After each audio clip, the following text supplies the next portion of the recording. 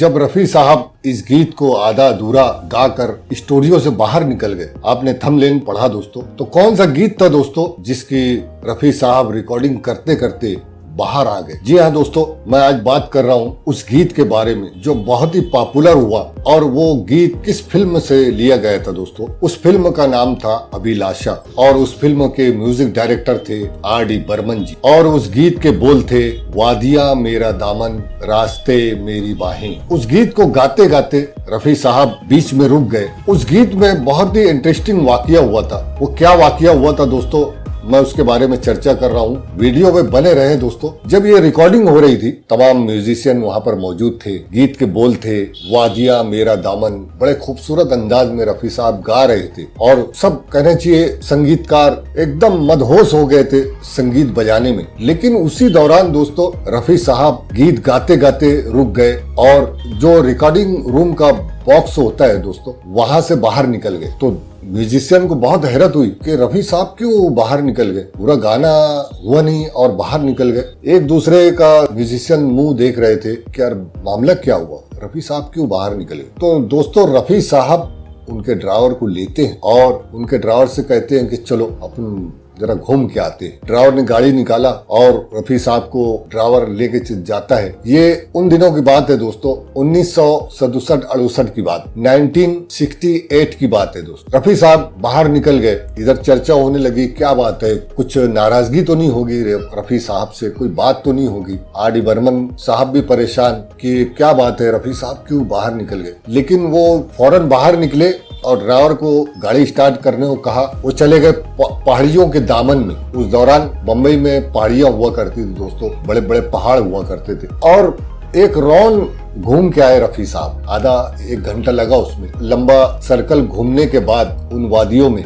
उन पहाड़ों में रफी साहब जब घूम के आए, रिकॉर्डिंग रूम के जो बॉक्स में अंदर चले गए। रफी साहब ने जब गीत गाया दोस्तों, वादिया मेरा दामन, उस गीत को दोस्तों आप जरा गौर से सुनेंगे ना तो आपको पता चलेगा कि आप खुद एक वादियों में घूम रहे हो। आप खुद महसूस करेंगे दोस्तों कि आप एक हसीन वादियों में घूम रहे हो। तो सुनिए दोस्तों, मैं थोड़ा सी वो गीत का कॉपीराइट की वजह से मैं पूरा गीत नहीं सुना सकता हूँ, थोड़ा सा उसका मैं मुखड़ा सुना दे रहा हूँ।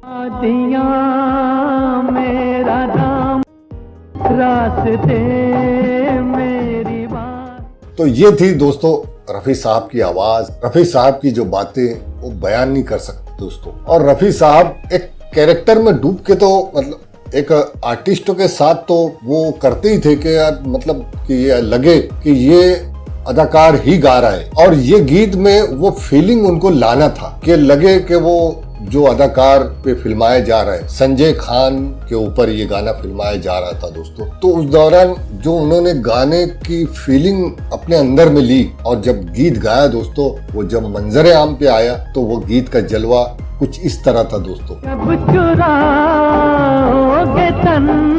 तो ये था दोस्तों रफी साहब का अलहड़पन। जिस तरीके से वो, अगर उनको बोल दिया जाता था कि ये जानी वकर पे फिल्माया जाने वाला गीत आपका, अगर उन्हें बोल दिया जाता था कि ये दिलीप साहब के ऊपर फिल्माया जाने वाला है और छोटे छोटे आर्टिस्टों पे भी फिल्माए जाने वाला उनका गीत होता था दोस्तों, तो लगता था कि वो वही बंदा गा रहा है। अगर कोई एक सब्जी बेचने वाले को भी रफी साहब ने गीत दिया तो ऐसा महसूस नहीं हुआ कि वो रफी साहब गीत गा रहे, लगता था कि वो सब्जी बेचने वाला ही गीत गा रहा है। कोई खिलौने बेचने वाला है तो लगता था कि वो खिलौने बेचने वाला ही गीत गा रहा है। कोई अगर फकीर गीत गाता था तो लगता था कि वो फकीर ही गीत गा रहा है। वो पूरा डूब के रफी साहब उस गीत के ऊपर मेहनत करते थे और वो गाते। तो कैसा लगा दोस्तों ये वीडियो देखकर और सुनकर? अगर आप रफी साहब को चाहते हैं और अगर आप रफी साहब के गीतों को पसंद करते हैं, पसंद तो वैसे भी सभी पसंद करते हैं, पूरी दुनिया उन्हें पसंद करती है, मैं आपसे यही रिक्वेस्ट करूंगा, अगर आप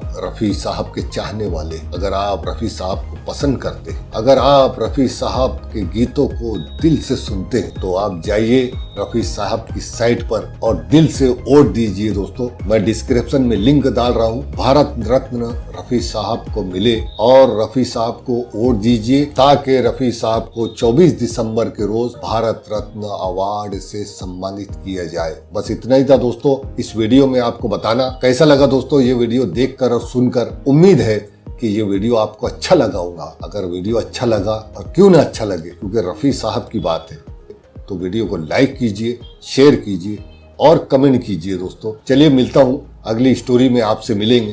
तब तक के लिए जय हिंद दोस्तों।